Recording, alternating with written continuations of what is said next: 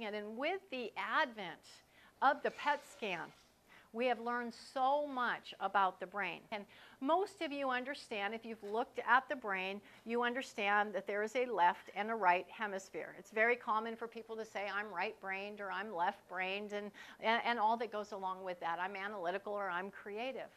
But what we know from the PET scan is very fascinating. We know that, yes, there is that right and left hemisphere, but there is also another fission that goes across the other direction. So if you took the brain, you're going to have the left and right hemisphere, and you're going to have across this way, dividing the brain into 4 quadrants. So if you picture my face as those 4 quadrants, you're going to have the frontal right up at the front, frontal left, basal right, and basal left. Okay? So here's what we know from the PET scan.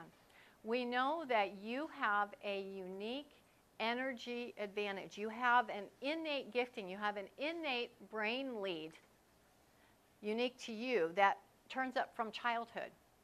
And when you look at the brain, what you see is that there's one of those quadrants that runs cool. It'll be blue on there. It'll run cool. And what you'll see is that anything that is done in the other quadrants other than your innate gifting runs hot. One author, actually, Dr. Benzinger in Thriving in Mind, actually says we're frying our brain. If you use your innate gifting, your innate brain lead, for example, I'm a frontal right, okay, is my primary gifting, okay? If I operate in that, and you all probably have a sense when you're in that, it's when it's just joy. There's endless energy. You're having so much fun. It just flows, okay? But here's what we know. It is not necessarily what you're most gifted in, because you may have had something called adaptation. You may have adapted because of culture requirements, because of family requirements, because of being male or female, and you may have been brought up. For example, my husband was brought up, he would be naturally a frontal right. He was brought up in Korea. Very left brain, and engineering was the wave of the future. If he was going to make money, they all told him to go into engineering and develop that brain. Okay, you can do this, but here's what we know.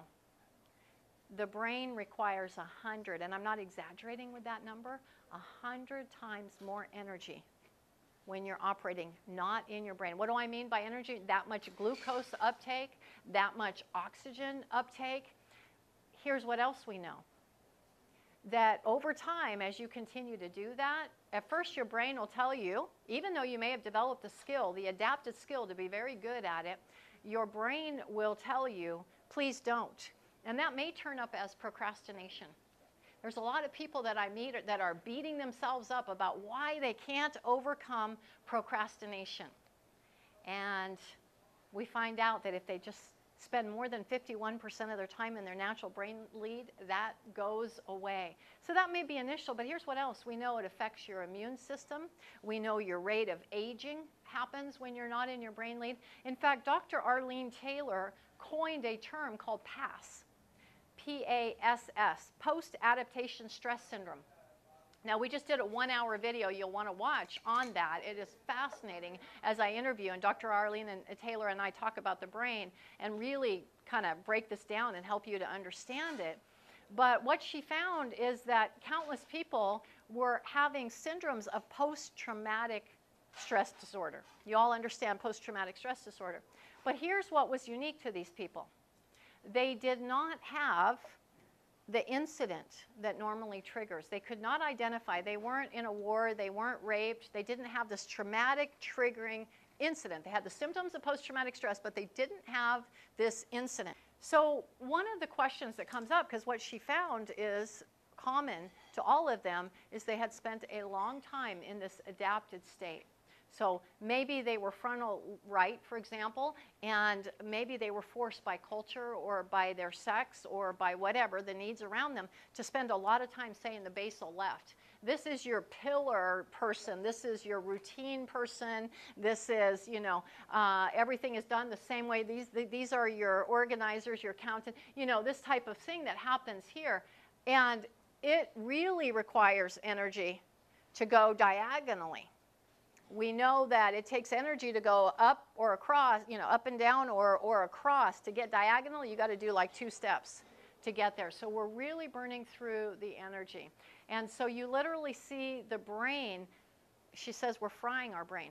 It's bright red. So one of you had the question, how do I know? How do I know what my innate gifting is? And how do I know how to use it? And here's the best way that I have found. The most accurate assessment is called the BTSA test. And you can read about that on prosperinallthings.com. And that is a very accurate assessment, at least the most accurate that we know so far. It looks not only, it looks at your childhood. What was your innate gifting? Where did you start out? It looks at where you are right now. Where are you spending your time right now? And it looks at how much time you've spent in adaption. It also brings in some other very key components I don't have time to talk about today, but your introversion, extroversion scale. That has a lot, when you're talking about finances, health, business, anything, has a lot to do with your success, understanding that. Also looks at your learning modality, your sensory preference. So in answer to your question, number one, take the test. You get about 21, 25-page report.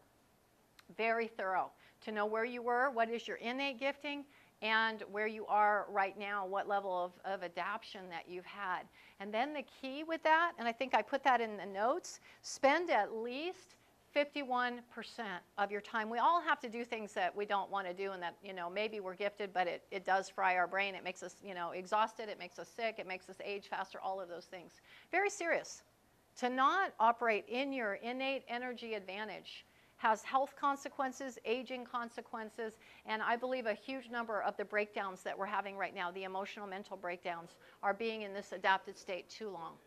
So we're not just talking financial breakthrough and business breakthrough, which you will. You will just soar and fly by understanding this, but also there's some serious aging and health consequences as well. So spend at least 51% of your time doing activities within that brain lead, and that test really breaks it up, okay? You can listen. I have a free webinar that explains this more in detail.